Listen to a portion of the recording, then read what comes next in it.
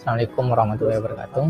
Perkenalkan, nama saya Waris Ilyas, NIM 2010800187, mata kuliah Ekonomi Industri. Saya akan memaparkan sedikit atau memaparkan ilmu yang sudah saya dapatkan dari perkuliahan pertama sampai perkuliahan ketujuh atau materi ketujuh.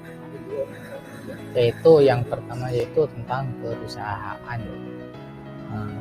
Apa sih yang dinamakan perusahaan? Sependek yang saya ketahui, yang dinamakan perusahaan yaitu sekumpulan orang yang mengelola bahan baku dan tenaga kerja dan diproses untuk menghasilkan barang jadi. Contohnya kalau di rumah saya itu perusahaan yang di bidangnya rokok. Perusahaan yang di bidang rokok. Dan apa tujuan dari perusahaan itu? Adapun tujuan dari perusahaan itu yaitu untuk mendapatkan untung, ya tentunya untuk mendapatkan untung ya dari konsumen yang sudah membeli barang jadinya. Ya contoh dari yang tetangga saya itu yang tadi perusahaan rokok, apa didapat dari keuntungan dari konsumen yaitu bisa membeli rokok dan bisa misalnya, dan apa keuntungan bagi perusahaan yaitu bisa mendapatkan uang dari laba dari konsumen.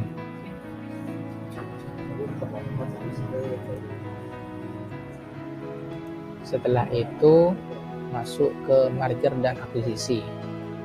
Apa sih perbedaan merger sama akuisisi? Sebelum masuk apa perbedaannya, saya akan mendefinisikan atau saya akan memaparkan apa sih merger itu. Yang dinamakan merger itu merupakan dua perusahaan atau lebih lalu bergabung menjadi satu perusahaan, atau bisa dikatakan bekerja sama. Antara bekerja sama perusahaan A menjadi perusahaan B dan menghasilkan perusahaan C, yang tentunya perusahaan C itu inovasinya lebih baik dari perusahaan A sama B karena perusahaan C itu kombinasi dari perusahaan A dan B. Dan yang dinamakan akuisisi yaitu membeli perusahaan lain dengan cara membeli sebagian besar saham dari perusahaan tersebut. Kalau akuisisi itu dalam perusahaan juga, dalam ilmu ekonomi juga, jika dana atau dana yang masuk kepada dalam perusahaan yang lebih banyak atau sahamnya lebih banyak, maka sebagian besar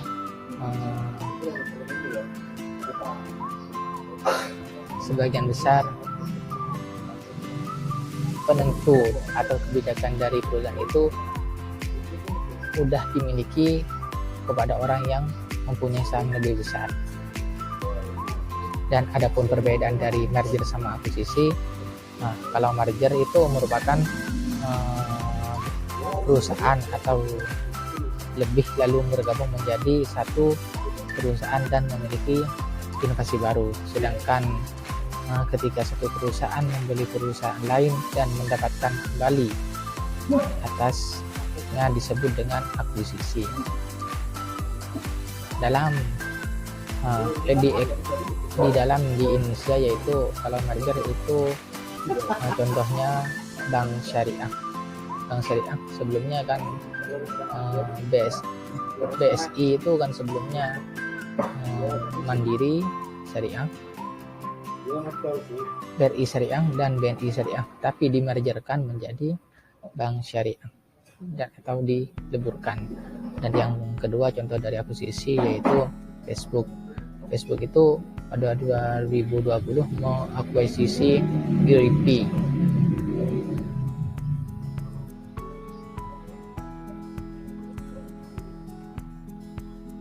Setelah itu masuk kepada skala. Apa sih skala? Ya, skala ekonomi itu terbagi menjadi dua, yaitu skala internal dan eksternal. Adapun yang dinamakan skala itu, skala awal mulanya adalah teori yang menggambarkan fenomena biaya yang menurun atas produksinya. Dan di dalam perusahaan, dalam skala itu terbagi menjadi dua, skala internal dan skala eksternal. Adapun skala internal yaitu keuntungan yang diperoleh dari yang berasal dalam lingkup perusahaan. Contohnya yaitu kalau skala internal mampu mengurangi biaya dan meningkatkan banyaknya volume di dalam perusahaan itu, maka skala internalnya bagus atau sukses. Dan yang dinamakan skala eksternal yaitu keuntungan efisiensi yang didapatkan dari faktor-faktor dari luar perusahaan. Faktor-faktor dari luar perusahaan atau keuntungan yang sudah keuntungan dari menjual barang dari perusahaan atau menjual hasil yang sudah diolah oleh perusahaan, itu masuk ke faktor eksternal.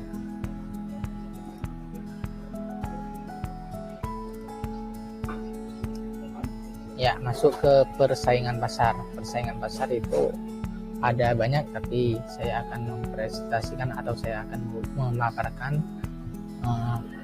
macam pasar persaingan sempurna, pasar persaingan tidak sempurna, dan perusahaan tunggal. Apa sih yang dinamakan pasar persaingan sempurna?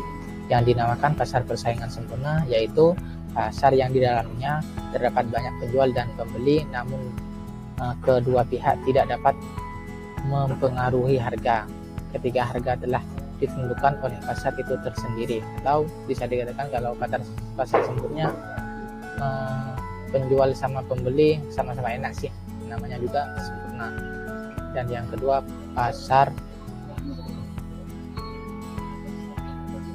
persaingan tidak sempurna.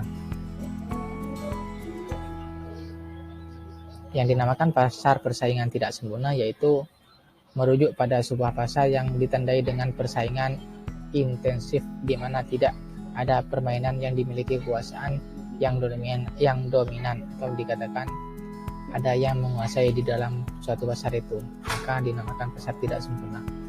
Dan yang dinamakan perusahaan tunggal yaitu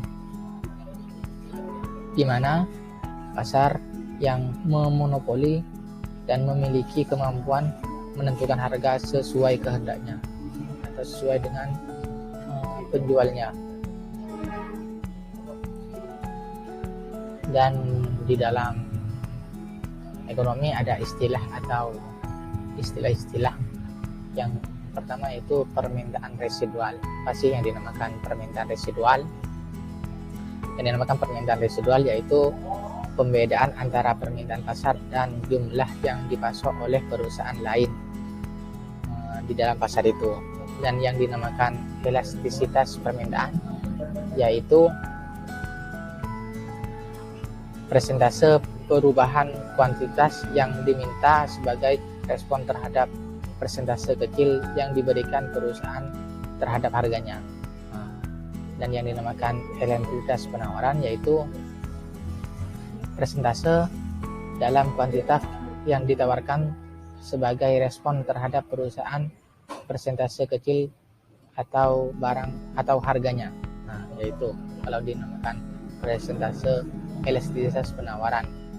Dan yang dinamakan efisiensi yaitu ketidakmungkinan penalaran ulang sumber daya di antara perusahaan yang dapat meningkatkan output dari satu produk tanpa mengurangi output dari setidaknya satu produk yang lainnya. Yaitu. Dan selanjutnya saya akan memaparkan tentang monopoli, monospoli, dan monopsoni. Dari ketiga contoh ini, dari ketiga monospoli, monopsoni, dan monopsoni ini termasuk dari pasar tidak sempurna, karena ada orang, intinya kalau pasar tidak sempurna yaitu di dalam pasar itu tidak sehat.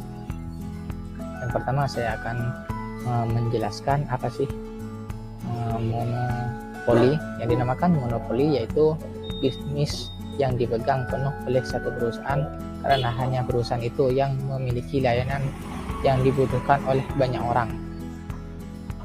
Yang dinamakan monosponi yaitu pasar yang terdiri dari banyak penjual namun diakuisisi oleh pembeli tunggal, bisa individu maupun kelompok bisnis. Dan yang dinamakan pasar monopsoni yaitu pasar yang terdiri dari banyak penjual namun diakuisisi oleh pembeli tunggal, yaitu bisa individu maupun kelompok bisnis. Dari masing-masing ketiga ini ada kelebihan dan kekurangannya.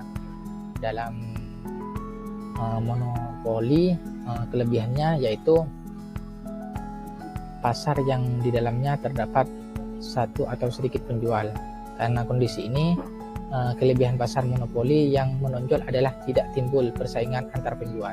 Tidak ada persaingan yang ketat dalam suatu pasar. Adapun kekurangan dari pasar monopoli yaitu memicu munculnya pasar gelap. Karena karena tidak ada yang berani menandingi pasar monopoli. Adapun kelebihan dari pasar monopsoni yaitu kualitas barang yang terjamin, baik peningkatan kuantitas penjual untuk selalu berinovasi. Dan selanjutnya kelebihan dari pasar monopsoni yaitu alur penjualan menjadi lebih lancar. Tapi ada sisi gelapnya atau sisi kekurangannya dari pasar monopsoni, yaitu kalau pasar monopsoni kurangnya yaitu perilaku pembeli yang tidak adil, penjual tidak diperlukan oleh pihak pembeli.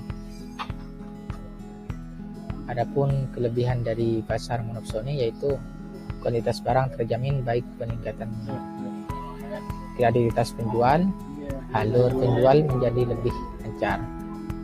Adapun kekurangan dari pasar monopsoni yaitu perilaku pembeli yang tidak adil dan penjual tidak dipedulikan oleh pihak pembeli. Karena penjualnya terlalu banyak tapi pembelinya sedikit. Untuk contoh-contohnya saya akan memaparkan lebih jelas lagi pada slide-slide berikutnya.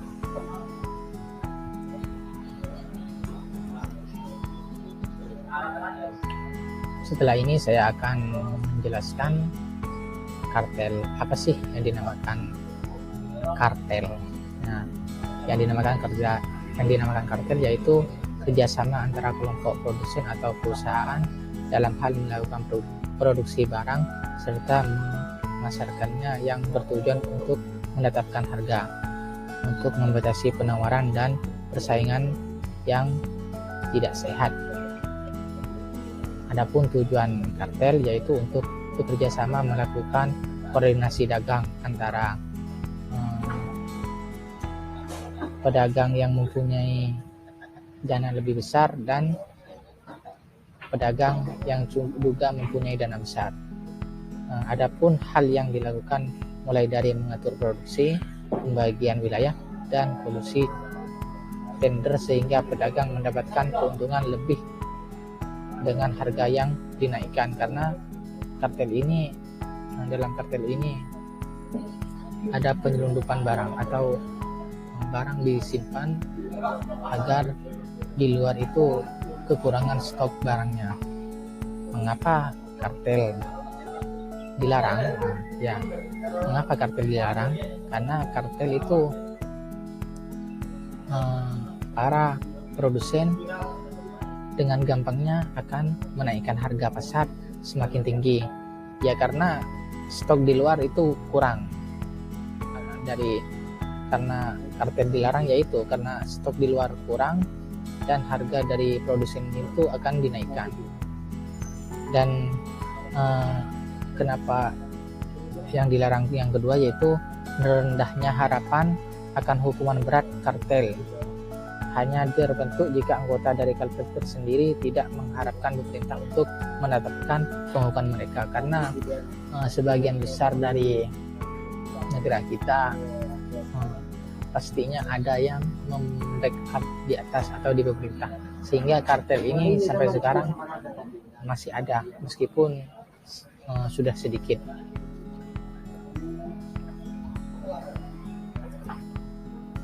Dalam hal ini juga kartel mempunyai kelebihan dan kekurangannya, tapi terhadap orang yang melakukan kartel. Kalau kepada masyarakatnya pasti tentunya tidak ada keuntungannya atau tidak ada kelebihannya, malahan menjadikan kartel ini merugikan bagi konsumen. Adapun terdapat beberapa kelebihan dan kekurangan perusahaan terhadap kalau melakukan kartel. Di antaranya yaitu kelebihannya, yang pertama, keberadaan kartel sebagian besar memonopoli, membuat kartel mempunyai posisi yang lebih baik dalam menghadapi segala persaingan usaha, yaitu karena dalam melakukan kartel seorang perusahaan itu mempunyai stok lebih banyak daripada yang lain, dan tentunya perusahaan itu akan menjual harga lebih banyak lagi, lebih tinggi lagi.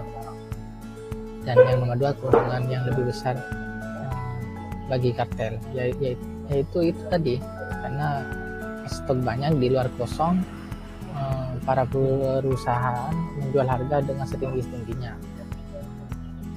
Dan adapun kekurangan dari kartel ini, jika perusahaan melakukan kartel, kekurangannya yaitu terdapat peraturan yang dibuat secara bersama yang dilengkapi dengan sanksi. Jika dalam negatifnya kartel itu, jika salah satu perusahaan melakukan pelanggaran, maka perusahaan itu akan disanksi oleh perusahaan lainnya. Dan tentunya kartel, jika perusahaan melakukan kartel, maka diancam pidana dan disanksi oleh pemerintah. Yaitu kekurangan dari kartel jika perusahaan melakukan kartel.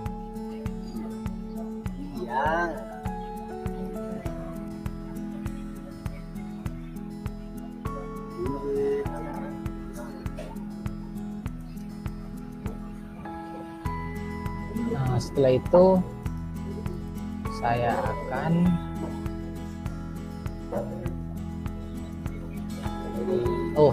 contoh kartel di Indonesia, yaitu yang contoh kartel yang kemarin yaitu minyak goreng. Pada tahun 2022 awal kemarin terjadi kelangkaan minyak goreng, dan tentunya kelangkaan itu dilakukan oleh perusahaan dan yang melakukan kartel. Dari berita ini sudah jelas ada 27 perusahaan yang melakukan kartel dan tentunya akan diancam pidana oleh pemerintah dan mendapatkan sanksi. Selanjutnya saya akan menjelaskan oligopoli. Apa sih pasar oligopoli?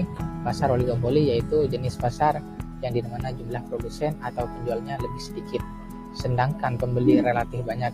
Oleh karena itu, pasar ini dikatakan juga sebagai pasar dengan persaingan tidak sempurna.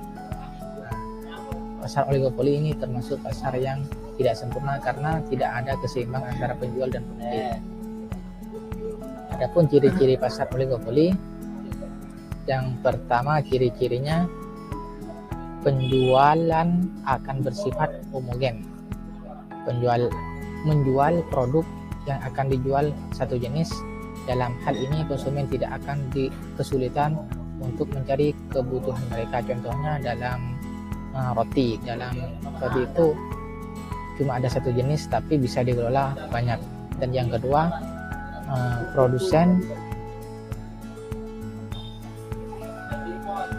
dua produsen atau lebih. Ciri-cirinya dalam pasar oligopoli ada dua produsen atau lebih kerjasama dari pasar oligopoli ini. Dalam pasar oligopoli hanya ada dua produsen atau lebih yang ada di dalam pasar itu. Hal ini yang membuat pasar oligopoli tidak sempurna dan tidak sehat. Dan yang ketiga, memerlukan strategi marketing yang matang. Strategi marketing yang menarik dan membuat konsumen menjadi pelanggan yang tetap. Pasar oligopoli ini persaingannya sangat ketat dan tentu setiap produsennya menggunakan strategi marketing yang bagus. Dalam hal strategi yang bagus ini akan membuat produsen tetap berada dalam pasar oligopoli atau persaingannya tidak sehat. Dan yang selanjutnya, produsen baru sulit untuk masuk ke dalam pasar oligopoli.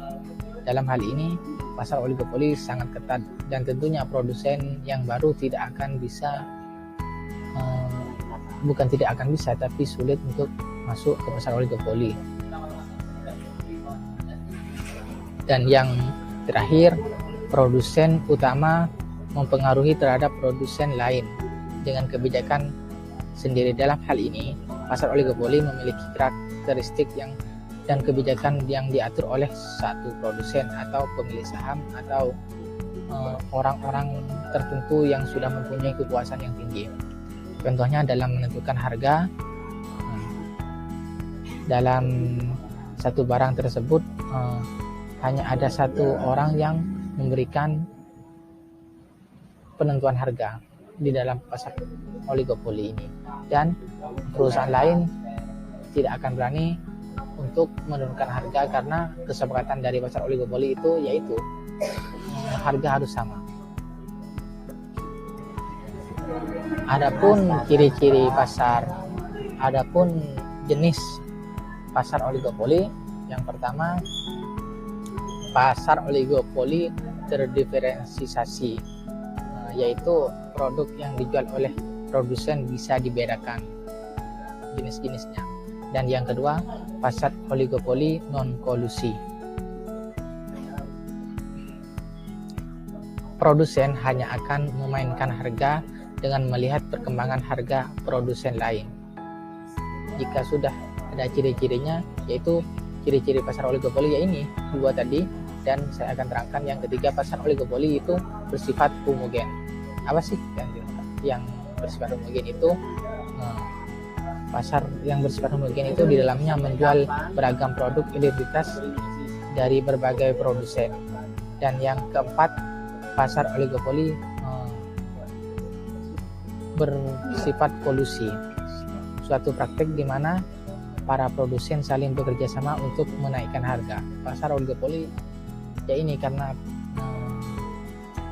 bisa dikatakan pasar tidak sempurna karena salah satu pasarnya itu, salah satu produsennya membuat satu harga dan yang lain tidak akan bisa menurunkan harga lain, dan yang di luar pasar oligopoli tidak akan mampu untuk menyamai harga itu. Jika harganya disamai sama pasar oligopoli, maka penjual di luar pasar oligopoli akan rugi. Adapun kelebihan pasar oligopoli yaitu persaingan yang cukup ketat bagi produsen untuk memberikan manfaat terbaik kepada konsumennya. Dan yang kedua, perkembangan produsen dalam pasar oligopoli cukup pesat. Dan yang ketiga, menjual produk homogen. Adapun kekurangan dari pasar oligopoli yaitu produsen membutuhkan biaya serta strategi promosi yang cukup besar. Dalam pasar oligopoli, produsen harus mempunyai modal yang begitu besar agar bisa bersaing dengan pasar-pasar lainnya. Dan adapun yang selanjutnya, sering terjadi perang banting harga antara produsen untuk memikat lebih banyak konsumen. Ya, karena produsennya banyak, maka pasar oligopoli akan menjadikan persaingan yang ketat. Yang selanjutnya, adanya persaingan ketat di dalam pasar tersebut akan membuat produsen baru sangat sulit untuk masuk, mengikuti, bahkan bertahan di sana. Kekurangan jadi pasar oligopoli itu produsen baru tidak akan bisa masuk ke pasar itu karena persaingan di pasar oligopoli sudah ketat dan baik dari strategi marketing dan promosinya. Adapun contoh kasusnya dalam pasar oligopoli yaitu contoh semen. Contoh semen di Indonesia, semen ini hanya orang-orang tertentu yang sudah mempunyai modal banyak untuk bikin perusahaan semen. Jika orang menengah ke bawah tidak akan bisa membuat produk semen karena pasarnya atau biayanya sangat gede. Selanjutnya yaitu pasar monopolistik. Monopolistik apa sih pasar monopolistik? Yang dinamakan pasar monopolistik yaitu pasar yang dimana memiliki banyak konsumen yang dapat menghasilkan suatu komunitas yang berbeda. Jenis pasar ini juga seringkali disebut sebagai pasar yang memiliki banyak penjual dan hanya menawarkan satu jenis produk namun dengan kualitas atau bentuk atau ukuran juga yang berbeda.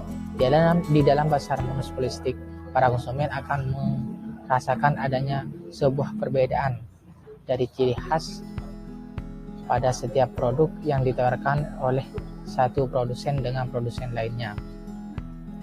Dan tujuan dari pasar monopolistik yaitu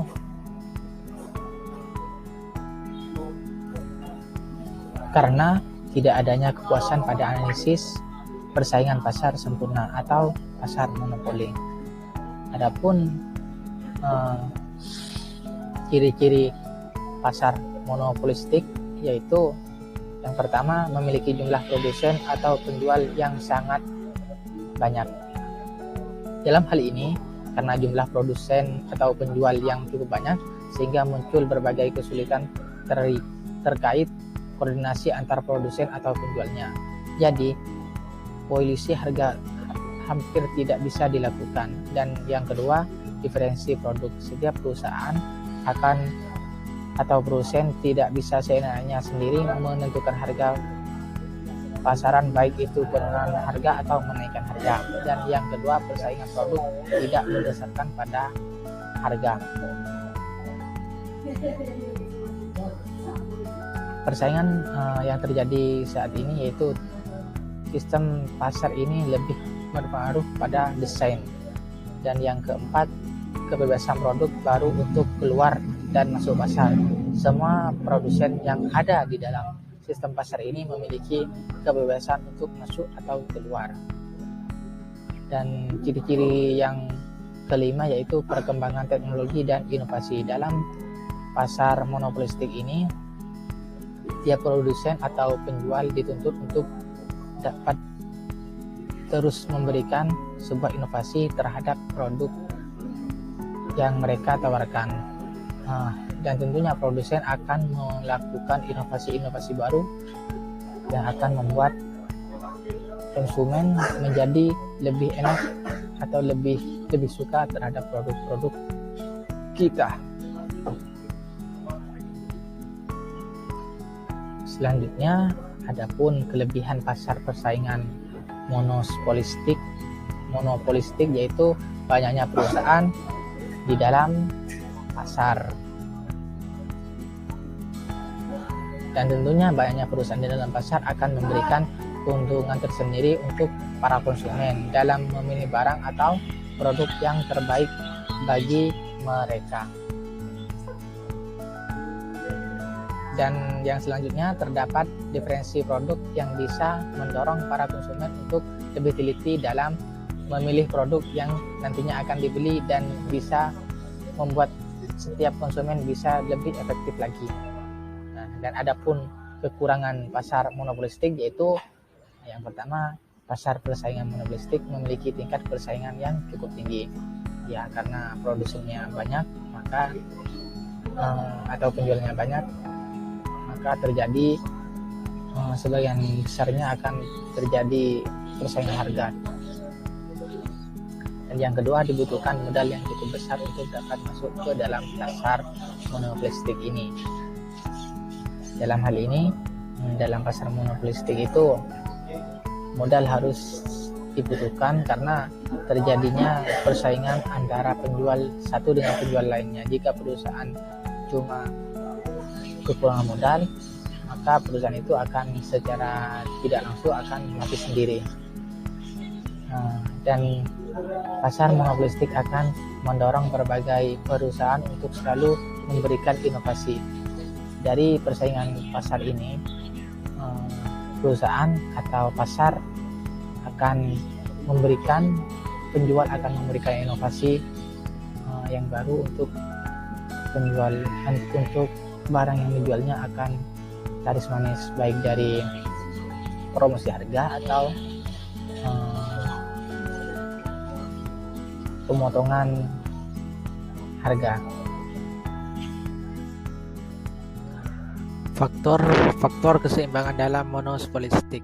Adapun dalam faktor monopolistik itu terbagi menjadi dua, yaitu yang pertama, barang yang diinginkan pasar tidak diproduksi lagi.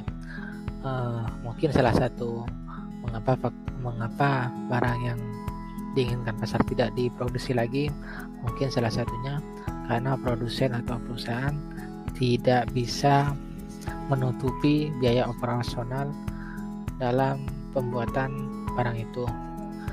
Jika seumpamanya barang itu diproduksi dengan harga yang lebih tinggi, kemungkinan atau barang itu tidak laku.